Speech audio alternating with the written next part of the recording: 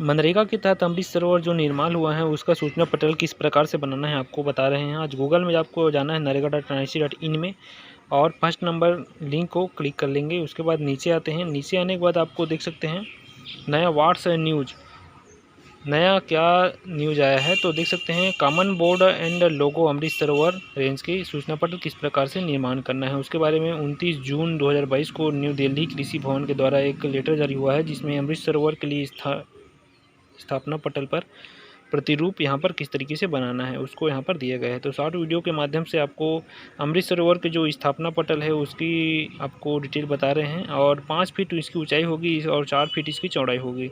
आप हिंदी और इंग्लिश दोनों में लगा सकते हैं। साथ साथ इसमें लोगों किस प्रकार से लगा होना चाहिए सब चीज़ स्पष्ट यहाँ पर दिखाई देता है। तो अमृत सरोवर में इस प्रकार से सूचना पटल जल्द बनने वाला है। जब जब आपके ग्राम पंचायत में बनेगा अमृत सरोवर तो उसका सूचना पटल इस प्रकार से होने वाला है। बने रहिएगा चैनल में इसी प्रकार। बहुत बहुत धन्यवाद। जय हिंद, जय नरेगा।